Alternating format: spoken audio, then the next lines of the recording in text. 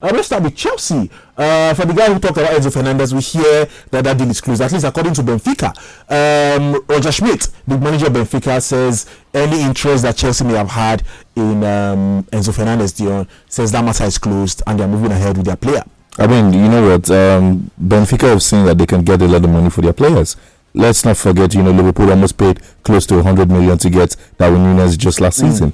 I mean, and they've seen it. Benfica has been one of those clubs where a lot of bigger clubs, quote unquote, come in and poach players, and they asked Chelsea for a certain amount of money that was in excess of 100 million euros. Chelsea were unwilling to, trying to negotiate, more flexible terms, financially flexible terms, while still trying to get their player. And Benfica held out for it, stood their ground, and said no. If you're not bringing the money, you're not getting the man. And the deals the conversations and the negotiations just fell through. And that's how, that deal just ended up in the water. Maybe they can try again, but I don't think it's going to happen because Todd Bowley has shown himself to be a very proud person. So I don't think Chelsea might go for him probably in the... All right. But the one piece of good news for Chelsea is that Joao Felix might be coming. Again, I like the way you laugh because we don't know if it's good news or that's where I'm going with my question actually. Where he's coming on loan up until the end of the season. Joao Felix, good player. Let's not lie. But do Chelsea need a player like that? They seem to have too many attacking players. I think we keep looking at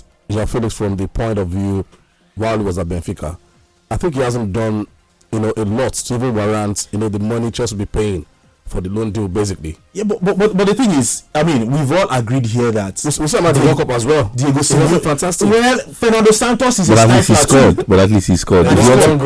He's playing under managers that stifle him. Actually, managers that want to defend first and then think about anything later on. Fernando Santos is a defensive manager. Diego Simeone is a defensive manager as well. So maybe all of that has taken the edge off his attacking. Personally, Chelsea should be out in the market looking for an out-and-out striker, basically. They have Aubameyang. And they just got that Fofana. So and a creative player as well, because that is what they're lacking at this point in time. But again, at Bowley, it feels is in the US where you can bring in as many talents. And at the end of the season, you will get relegated. So you need to understand the Premier League properly. And I just hope at the end of the day, all of these won't even affect the manager, Graham Potter, because I doubt if he has a hand in all these movements in the market, basically. So for Graham Potter, I actually fear for him seriously. Well, before I come to you, Stephen, do Chelsea finally have a sporting director? Or is still Todd Bowley doing the work? No, they have one actually. They have a sporting director now. Okay. That's actually what I wanted to bring up, the fact that he had stepped down from that position. Okay. So I guess it's an admission that maybe he does not have the footballing nuance to decide which players and which players should be in Chelsea and which players shouldn't be. But at the end of the day, I still have the question of why do you have a sporting director when the person who deploys the players on the field is the coach? The coach should be able to know this is the type of player I need to execute my tactics. I think the sporting director is somebody which is weird for Chelsea because for now they don't have a club ethos or philosophy.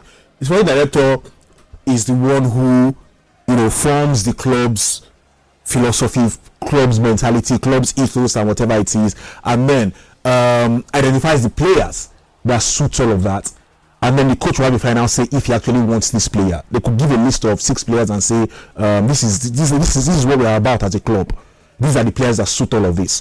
Which one do you think would then coach will decide, okay, I want this one, and then the sporting director will also go and do the negotiations and everything, like the one at United. What's his name?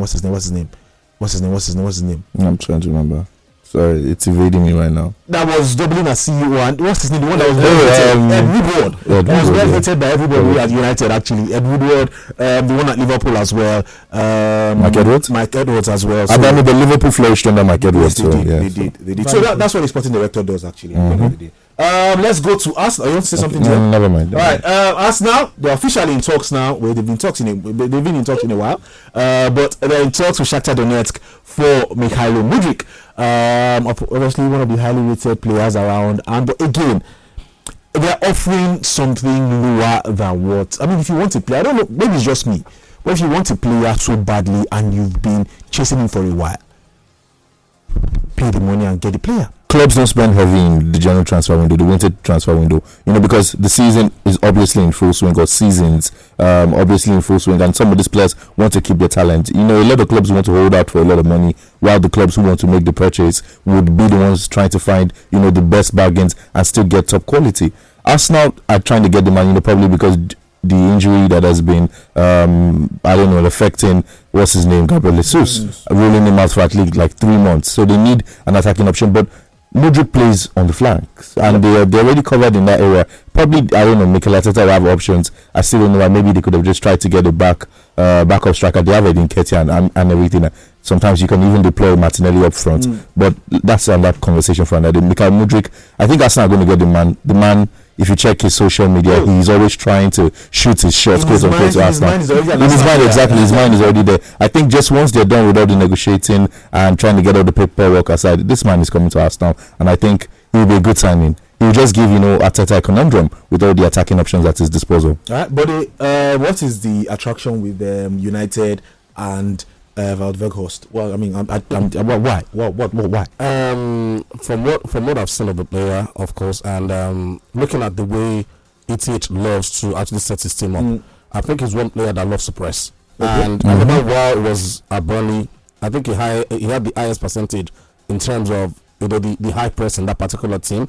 And for that reason, just it's a short-term deal basically. So I wouldn't really complain because might not even get to start rather than coming around Europe looking for a striker. I think you have one that basically fits into the system. Yes, he might have struggled at Burnley. We know Burnley are not an outright attacking side, but again, maybe at United, he might just get the chance to show everyone what he can do with the team at the World Cup when he came up off the bench, scored 2 goals against Argentina, and I think that's sparked something in the team that made him want the player. But again, wait and see if that deal eventually goes through. He's an interesting option because he's got 8 goals for Besiktas so far. 16 appearances, 8 goals. So I think he's worth. No, I think he's a decent striker actually. We saw him in Germany with Wolfsburg, scored lots of goals for Wolfsburg. That's what earned him a way to Burnley. But then again, when Burnley play, it doesn't really. It doesn't suit his style. I would love balls.